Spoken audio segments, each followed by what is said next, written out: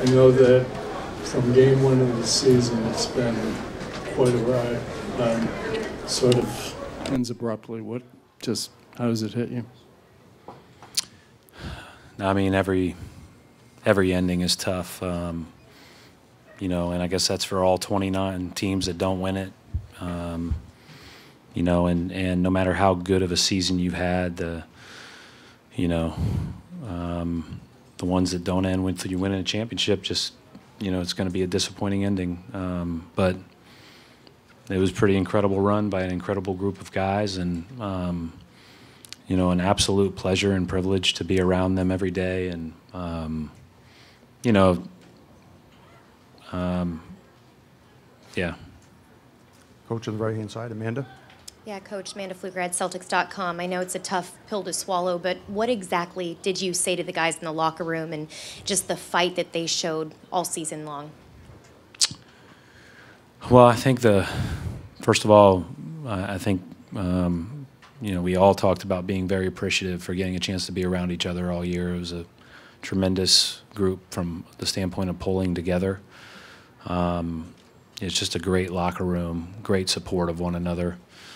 And then, you know, I talked about the pain as part of the path, you know, and we've been really fortunate to continuously get better the last couple of years and put ourselves in better positions. But when it ends, it's painful. And but that is part of the path. And so we have to let it motivate us. Left side in the middle. Clevis Murray of The Athletic. Brad, just curious, how proud are you of this team to overcome all the, like, to be resilient, to push the Cavaliers to Game 7 of the Eastern Conference Finals, and just through all the injuries, through all the naysayers, just to prove everybody wrong and to make it to this point?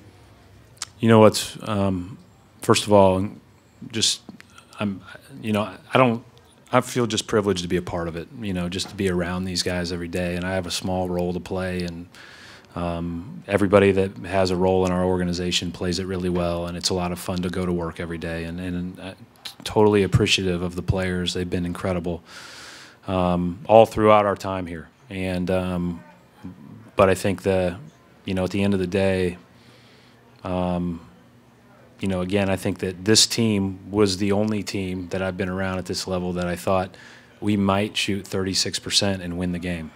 But we just had one of those nights, and I thought the biggest moment of the game was when we couldn't extend the lead in the second quarter, and I just felt like it was, you know, we were in really good shape, and then we just couldn't quite extend the lead, and I thought that added to the probably the shooting the rest of the game. But like, this group was resilient and tough enough to do it anyways, and that's what I loved about being around them every day. You know, when we were, sorry, I'm on a tangent, but when we were, you know, a couple years ago, when we were talking about, you know, Danny, you know, puts this whole kind of plan together, it's, you know, we want to be as good and give ourselves as many chances as possible. And when things that are tough happen, we don't want to take big dips. We still want to be incredibly competitive. And this group was like, we had 2 really tough injuries, 3 really tough with Tyson. There was no dip. Like, they battled. They were special. Brad, you said the pain was part of the path. What lessons do they need to take from a game like this if they're in a game like this again? Well, I think that, you know, we'll go back and watch it, as painful as that will be. But I think ultimately, you know, it's not just one game in a 7-game series. It's not just one possession in a 7-game series. You go back and you look at the whole thing, what you could have done better, what you did differently, you know. But that's part of it. You go back and you analyze it, move on. Left side, Chris Gasper. Brad, I know it's really hard to describe everything that could be said about LeBron has probably already been said, but he goes all 48 minutes tonight and delivers the performance that he did. What more can you say about him as a competitor and someone that has to go against him? He's unbelievable, and I think you know, we've played now till May 25th and May 27th the last 2 years, and we started on September 25th, and that's every day, like every day. that you're totally focused on this. And he's gone past that 8 straight times. It's ridiculous. And does it at this level and with the pressure, with the scrutiny, doesn't matter. It's just unbelievable. Our goal going into the series was to make him exert as much energy as humanly possible, and try to be as good as we can on everybody else who are good players. And you know, for the most part, I thought we were pretty good at that. And you know, multiple games now in TD Garden held him under 100. You know, 3 games in the 80s, but he still scored 35. It's a joke. Right-hand side, Paul. Brad, I know you haven't put any limits on these guys, but was there a part of you that surprised that you made it to Game 7 of the conference finals, considering all the things that happened to you guys this season? I don't think you ever feel that way because you, again, don't want to put a ceiling on yourself or your group. And you know, it's funny how the kind of the lens changes when you're sitting up here disappointed. You know, but it's, you know, that's how much belief these guys instilled in all of us. Left side, Steve. If not now, maybe someday, will it soothe the sting of this at all that plenty of solid basketball people, players, coaches have sat where you sat because of that guy and his teams?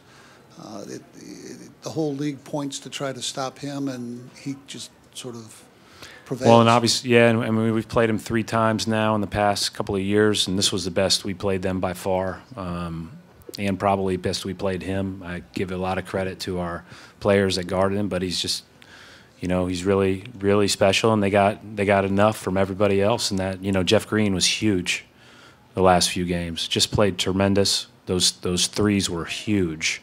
Transition baskets were big. Like, and I thought that they gave them. They have with Love out. They had a lot of switchable parts out there. And when we got more tense and tight shooting the ball after we missed some of the open ones, I thought that you could feel them a little bit more. Mark. Coach, Mark D'Amico, Celtics.com. Jason Tatum, pretty unbelievable season for what was a 19-year-old rookie, finishes at 20. The world got to see him during this series, but you got to see him all season long. What is the top note that you take away from just seeing him day to day, like you said, since September 25th? You can get a lot better. That's the fun part. And, you know, I think there's so many little things that he'll continue to improve upon, but he's not afraid. He's tough-minded, and obviously has a special talent for putting the ball in the basket. Mark, front row. Hey, Brad. You talked about not being able to extend the lead in the second quarter. When LeBron is on the other side and you allow him to hang around, just, I mean, how difficult is that? Yeah, I mean, I think that's just a little bit your margin when you're playing against this level of competition in the Eastern Conference Finals, or against champions, against guys that have been there, done that, and against him, because, you know, it's not going to be a super high possession game against those guys. So, you know, a 15 or 18-point lead feels pretty significant. But, you know, we just couldn't quite knock them down, and to no fault of anybody, it just happens. Like, you have nights like that, and it'll motivate our guys moving forward. And, you know, and I believed all the way till the last couple that they were all going in, because they just have a special mentality to them. Final 2 questions, Coach. Bob in the front, and then Adam. Coach, focusing in on that particular period, the defense was playing great. And in that second quarter, you took a timeout. Was it because that you felt they needed to take needed a breather at that point? Because they had and then like in one other part, the defense against LeBron was just off the charts. I mean, Marcus Morris and Smart, those guys were just. Is it one of your best defensive games of the year? I thought it was an outstanding defensive game, and again, he still got 35, 15, 9. It's a joke. But the first part of the question, the timeouts, I just called them when my mandatory timeouts were coming, with the exception of the J.R. Smith 3 in the third quarter. Final question, Adam. Brett, what is kind of a run like this, knowing Kyrie's coming back, knowing Gordon's coming back, what does that kind of do for this team, and you kind of your feelings about it moving forward, and the optimism that can kind of come from this moving forward.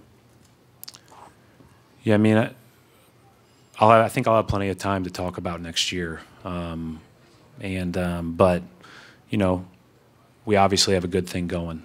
But I don't want to take away right now from what those guys that were in that room just did. And, you know, Kyrie and his play all year helped put us in position to have home court. And you know, this has just been as you know, as fun as it's been for a lot of guys, it's been heart-wrenching in some ways for those guys because they haven't been able to be out there on the court. So I think that they're going to be really excited to get back with it.